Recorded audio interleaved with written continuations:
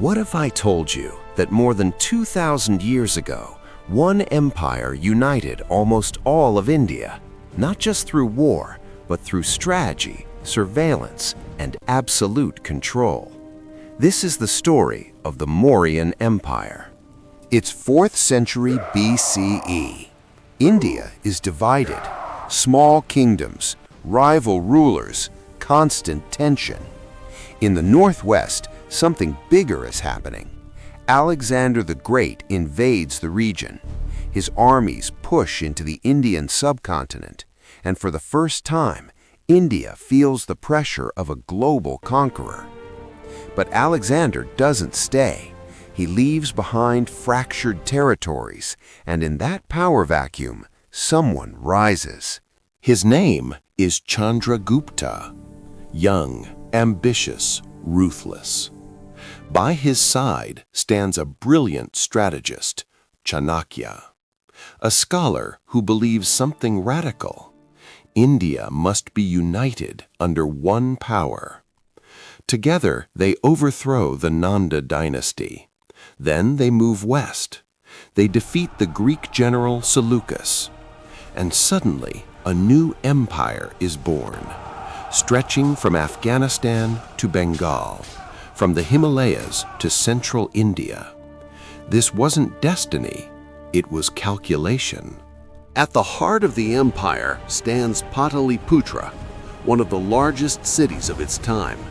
Massive wooden walls, guard towers, administrative halls. Greek ambassadors describe it as rivaling the greatest cities in the world. This is not a loose kingdom. This is centralized power. Governors rule provinces. Taxation is organized. Trade is regulated. The Mauryan state is structured, modern, efficient, and always watching. Chanakya's Arthashastra reveals something chilling. The empire runs on spies. Informants hide among merchants, ascetics, travelers, officials. No rebellion grows unnoticed. No conspiracy survives long.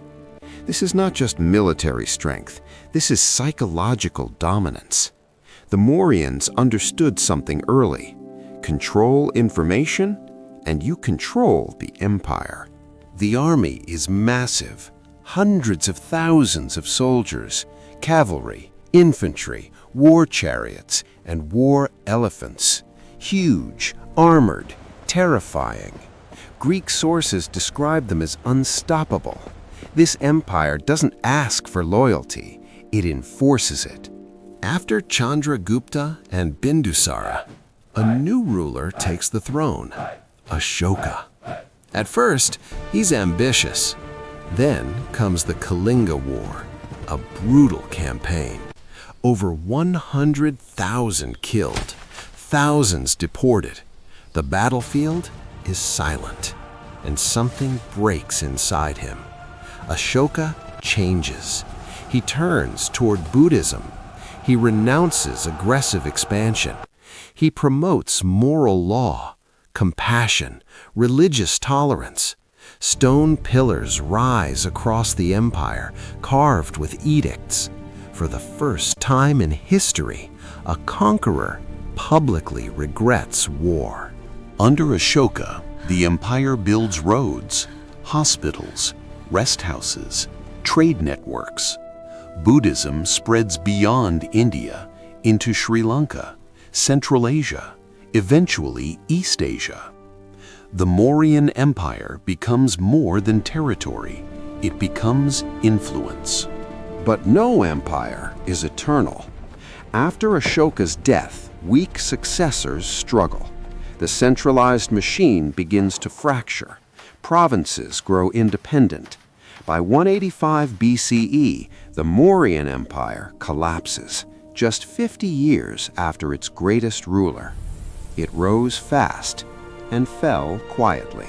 But its impact remains. The idea of a unified Indian state, administrative governance, imperial-scale infrastructure. Centuries later, other empires will rise, but the Mauryans proved something first. India could be one political power, and it could dominate. Some empires conquered territory. The Mauryans built a civilization.